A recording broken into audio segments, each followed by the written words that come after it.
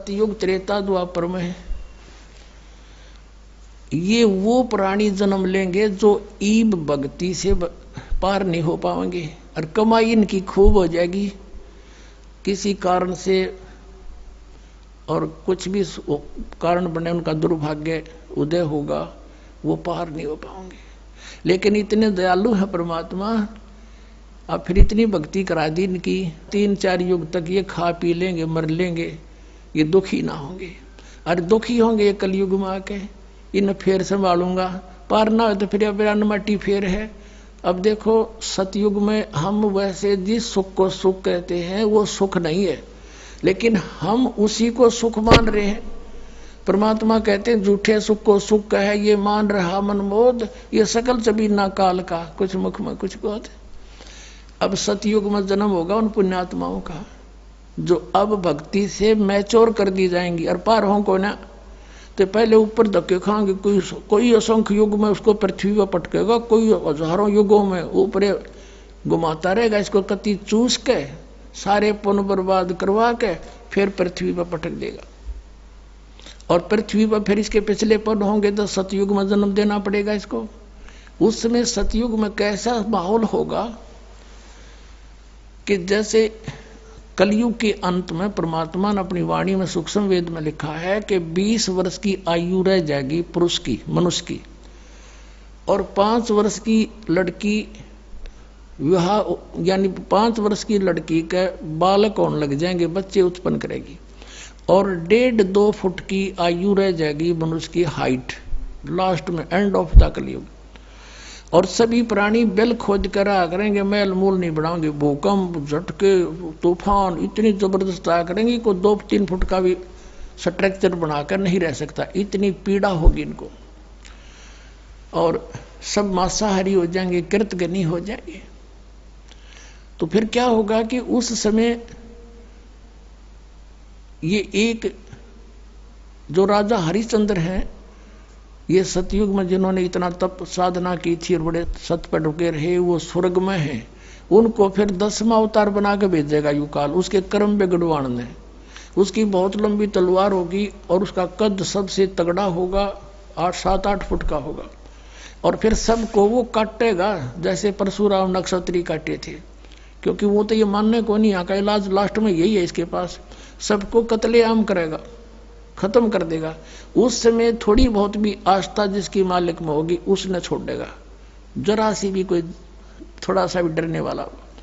फिर क्या होगा कि इतनी जबरदस्त वर्षा होगी पूरी पृथ्वी पर, जल ही जल हो जाएगा, और वो प्राणी ऊंचे स्थानों पर जाकर रहने लग जाएंगे, पहाड़ों पर। और जैसे परमात्मा लिखा है कि 3 हाथ अंश खींच लेत कलयुग धरती का, और उगय कोई ना बीज हाल कह जो पृथ्वी का। लास्ट के कलयुग के अंत में 3.5 हाथ का अर्थ है 3.5 फुट तक नीचे तक उपजाऊ अंश खत्म हो जाएगा पृथ्वी का। अब आप देख रहे हो खाद पर खाद ठोकने लग रहे, इसमें होगा क्या, कुछ दिनों में समाप्त हो जाएगा ये। लेकिन अब फिर मालिक कुछ दया बख्शेगा आपके ऊपर। अब यूं हजारों वर्षों तक सतयुग जैसा माहौल होगा और समय पर वर्षा होया करेगी और थोड़े में गुजारा होगा। अब हम पृथ्वी ने न्यू पाडन लग रहे हैं, कोठी बनावांगे, बंगले बनावांगे, न्यू करांगे, कार खरीदांगे, 1 किलो 20 खाद डाल दें, फिर हम खाने जोगे पैदा करेंगे दाने, घड़ी बकवाद नहीं बहावेगी, या फिर स्थिति ठीक होगी, बाग बगीचे लगेंगे, सुंदर माहौल बनेगा, देख लेना यहाँ पर फिर ऐसा ही बनेगा। कलयुग के अंत में वो फिर ये उपजाऊ तो है को नहीं और वर्षा हुआ नहीं, क्योंकि प्रदूषण बढ़ जाएगा, तो उसमें बूंद इसी पड़ा करेंगी जैसे ओस गिरती है, बस इससे अधिक नहीं। फिर होगा क्या, तो फिर क्या होगा, ये वर्षा जब होगी पानी हो जाएगा, जल जल पूरी पृथ्वी पे हजारों वर्षों तक खड़ा रहेगा, फिर वो धीरे धीरे सूखेगा और वो जमीन में सोख होगा। जमीन के अंदर का जो जहर है, जो अनुपजाऊ कर दिया जिसने, वो सारा ऊपर आओगा बाहर, वो ऊपर आकर वाष्प हो जाएगा। फिर क्या होगा कि निर जंगल वन उत्पन्न होंगे, झाड़ जंखाड़ वन, बड़े बड़े सुंदर पेड़, फलदार वृक्ष बेल, और धरती फिर से उपजाऊ बनेगी। वो फिर सड़ेंगे, वहाँ इसके खाद का काम करेंगे। और जब फिर ये सतयुग के प्राणी उत्पन्न होंगे जब वातावरण में बहुत शुद्धता होगी। और वृक्षों के अंदर एक विशेष गुण है, वो कार्बन डाइऑक्साइड को ग्रहण कर लेते हैं, ऑक्सीजन छोड़ देते हैं, तो पूरे ऑक्सीजन बढ़ जाएगा। बड़े बड़े वृक्ष होंगे। अब माता पिता छोटे छोटे होंगे, बच्चे बड़े बड़े तगड़े होंगे। अब इसके उल्टा शुरू हो रहा है, माता पिता तगड़े तगड़े, बेटा बेटी इतने होने लगे भी। अब रिवर्स काम चल रहा है। तो ऐसे फिर सतयुग शुरू होगा। उस सतयुग में ये आत्मा जो ईब यहां रह जाएंगी इस भक्ति प्राइम टाइम में, तो वह फिर जन्म लेंगी। अब उनकी पिछली भक्ति से वो जहां लगाओगे समाधि भी लगेगी। अब उस अपने हथियार ने कितना प्रयोग कर लो, वही सफल होंगे। अब जैसे चाकू है, चाकू का उद्देश्य क्या होता है? सब्जी छोले, प्याज छोले, नींबू काटे, प्याज काटे, अपना काम ले, और उसने किसी का घसो दे, काम तो उड़े भी करेगा, फिर वो तो पाप इकट्ठा कर लिया। तो ऐसे उनकी सबकी अब अंदर जो है, जो ध्यान मग्न होंगे, क्योंकि उनको विधि ये बताई जाएगी, मेडिटेशन करो, 1-1 लाख की उम्र हो जाएगी वर्ष की, सुंदर आहार फलदार वृक्ष खाओ पियो मौज करो। ये जो गेहूं चने ऐसे ये अपने आप पके अपने आप उगेंगे वहां पर, उन्हें तोड़ के लाने और मसल के खाने। ये होता सतयुग में। फिर कोई काम नहीं करना, और इतने स्वस्थ शरीर होंगे, कोई बीमारी रोग नहीं होता। और वहां के जब भगवानों के बदले इसने छोड़ के दूसरा भगवान कोई ना सुना, नो क्या मैं समाधि लाता हूं, मेरी समाधि वहां तक जाती है। तो सतयुग त्रेता द्वापर तक इन्हीं अब के बिछड़े हुए बागियों के पुण्य फिर थोड़े बहुत चलते रहेंगे। ये सुने को ना भगवान की बात, और उसके कुछ पूर्व संस्कार से उनको लाभ होता रहेगा। वो सोचेंगे जो साधना मैं कर रहा हूं इसी से मुझे पुण्य हो रहा है, लाभ हो रहा है। और कलयुग में धर्मदास ये कति खाली हो लेंगे, बैटरी डाउन हो जाएगी इनकी, नरे पाप इकट्ठे होंगे, शास्त्र विरुद्ध साधना करेंगे। शास्त्र विधि अब देख लो, जब शास्त्र विधि के अनुसार एक भी किसी मजहब पंथ में भक्ति हो, नानक साहब जी सतनाम का जाप करते थे, पूरे सिख समाज को उसका पता नहीं, तो वो कैसे मोक्ष प्राप्त होगा उनको? ऐसे ही पूरे हिंदू समाज में इस मंत्र से जाप होना एक को भी नहीं पता, कोई एंड बैंड नाम देते हैं। ऐसे मुसलमान समाज में, ऐसे ईसाई समाज में देख लो।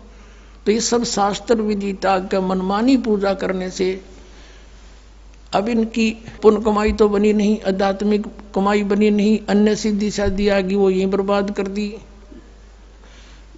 तो अब इनका कुछ भी क्रिया काम नहीं करेगी, सब दुखी हो लेंगे।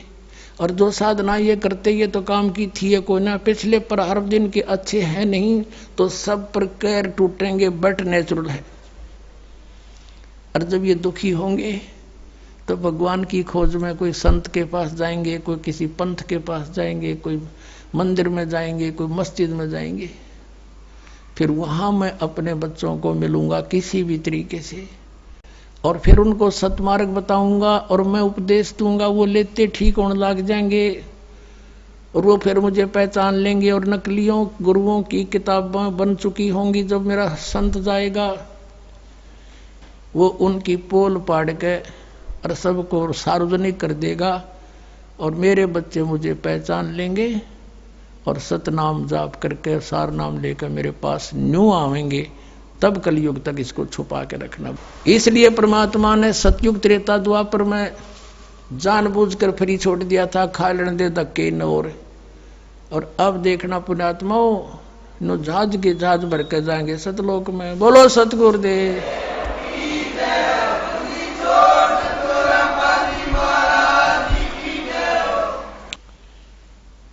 परम पिता परमात्मा पूर्ण ब्रह्म सर्व सृष्टि रचनहार कबीर परमेश्वर जी, ये हम सभी आत्माओं के पिता हैं, और हम यहाँ काल के लोक में रह रहे हैं। पुण्यात्माओं, अभी तक तो हमें कोई ये ज्ञान देने वाला नहीं मिला था कि यहाँ के स्वर्ग इस बेस्ट से ऊपर भी कोई और स्थान है। हमने स्वर्ग को अंतिम उपलब्धि मान रखी थी। अब परमात्मा ने आके बताया कि ये जो लोक है ये काल का है। उस परमात्मा बिना हमें ये ज्ञान कोई नहीं दे सकता, क्योंकि वो हमारे हमदर्द हैं, वो हमारे पिता हैं, और पिता को अपनी संतान दुखी देखी नहीं जाती। पिता को अपनी दुखी संतान की चिंता होती है। और हमारे को इतना मतिहीन बना दिया इस काल भगवान ने। हमारा सारा जीवन आपस में राग द्वेष, खींचातानी, लड़ाई झगड़े और विकार करने पे और पेट के निर्वाह के लिए इस तक ही सीमित कर दिया। पुण्यात्माओं, ये जो सत्संग चल रहा है ये एक बहुत महत्वपूर्ण दिवस के उपलक्ष्य में ये सत्संग चल रहा है। वो महत्वपूर्ण दिवस कौन सा है कि जिस दिन परमात्मा सतलोक से चलकर इस धरातल पर आए थे, सशरीर आए थे, एक जिंदा महात्मा का रूप बनाकर। वो परमात्मा जिन भी महापुरुषों को मिले हैं वो जिंदा महात्मा का रूप बनाकर ही मिले हैं कलयुग में। किस किस को मिले हैं? आदरणीय धर्मदास साहिब जी को, आदरणीय मलुकदास साहिब जी,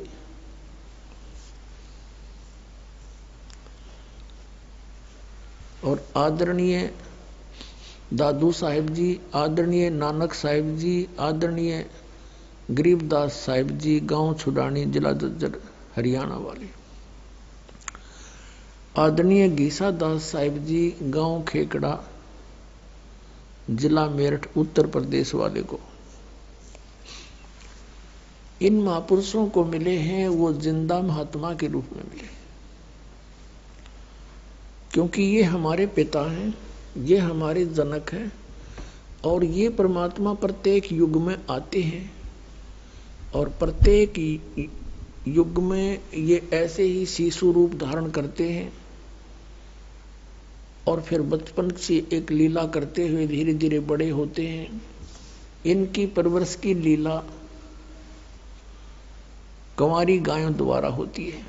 ये वेद भी प्रमाण देते हैं, और उस परमात्मा की लीला जो उन्होंने की है वो एज इट इज है, जो आज वेद गवाही दे रहे हैं। जैसे कि ये समागम चल रहा है फाल्गुन उतरते की द्वादशी को, परमेश्वर कबीर देव जी असंख्य ब्रह्मांड के स्वामी सतलोक से चलकर आए और गांव छुडानी, जिला झज्जर के खेतों में, जंगल में, जहां आदरणीय गरीबदास साहिब जी 10 वर्षीय बालक गौवें चरा रहे थे, गवाले रूप में, अपनी ही गौओं के गवाले थे, और भी 5, 7, 10 अन्य गवाले भी उनके कुछ नौकर थे और कुछ दूसरे गांव के लोग भी साथ थे। कुछ बड़े थे, कुछ छोटे थे। गरीबदास जी सबसे छोटे थे। एक जिंदा महात्मा का रूप बनाकर परमात्मा सतलोक से चलकर आए, वहां प्रकट हो गए। कुछ ही दूरी पर फिर उनको आते नजर आए तो गरीबदास साहिब जी और वो सभी पाली, उस समय 10 बजे यही मौसम था। 10 बजे एक वृक्ष के नीचे बैठकर जांडी के नीचे खाना खा रहे थे, और कबलाना गांव से गांव छुडानी को जाने का एक आम रास्ता था। पैदल चलने वाले व्यक्ति वहीं से आते जाते थे, यात्री भी वहीं से आते जाते थे। उसी रास्ते से, उसी के साथ में वो जांडी का पेड़ था जहां वो आहार कर रहे थे, दोपहर का खाना खा रहे थे। परमात्मा वहां आए तो सभी पालियों ने कहा कि महाराज आओ भोजन पालो। परमेश्वर ने कहा कि मैं भोजन तो बच्चों अपने गांव से खा कर आया हूं। कहाँ है आपका गांव? गांव मेरा सचखंड है, सतलोक है।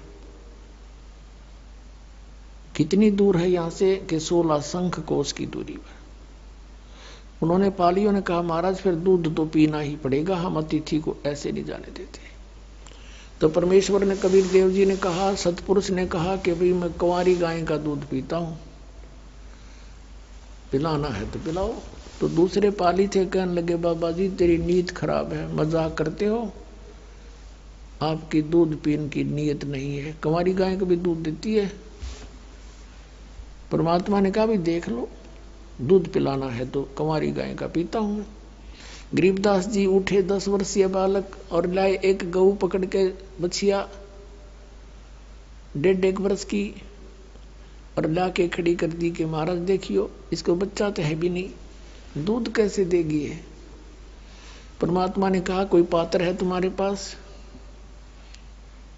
जिसमें दूध निकाले? कहाँ जी है कि धो लो उसको। जी धो लिया, धो के साफ करा हुआ है, रख इसके नीचे, गाय के नीचे बैठ गया गरीबदास जी बालक लेकर के। अन्यों हंस रहा, देखेंगे कैसे दूध देगी। परमात्मा कबीर जी ने, सतपुरुष ने थपकी मारी गऊ की पीठ पर, सतन लंबे लंबे हो गए, दूध की धार बंध गई और वो पात्र भर दिया। बोलो सतगुरुदेव।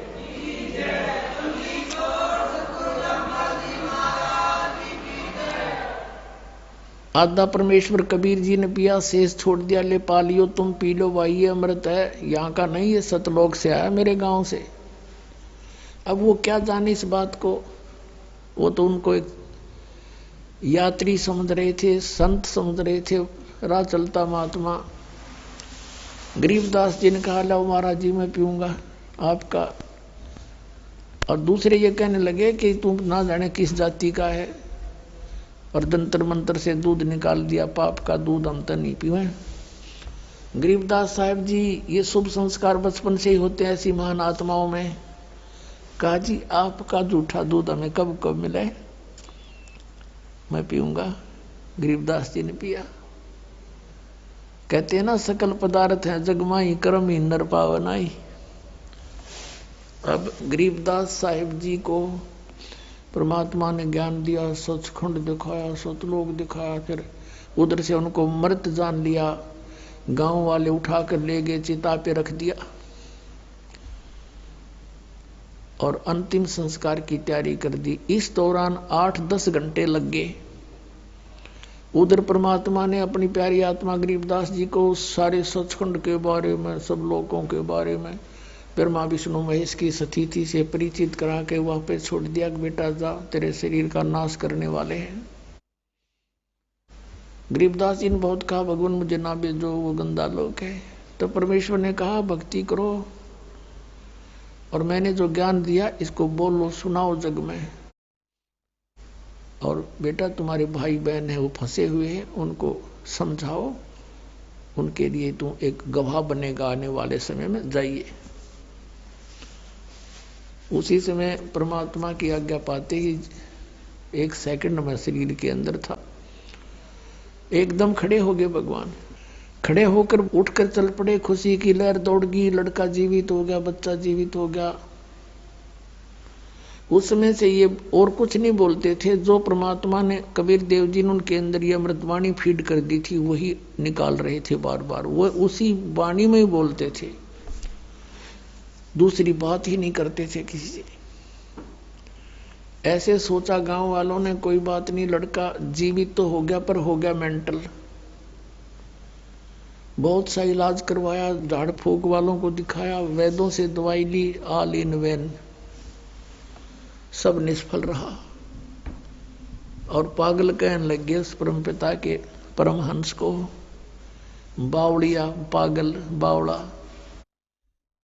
एक दिन एक दादू पंथी गोपाल दास नाम के एक संत आगे, जो श्री दादू जी के पंथ से संबंधित थे, और वो वैश्य कुल से थे, बनिया जाति से, कुछ पढ़े लिखे थे और वो वैराग ले रखा था, बाल बच्चे उनके बड़े हो चुके थे, घर त्याग रखा था। आदरणीय दादू साहिब जी को भी परमात्मा मिले थे और बाबा जिंदा के रूप में मिले थे। अब वो गोपाल दास गांव छुडानी में आ गया और किसी भक्त के यहां रुक गया।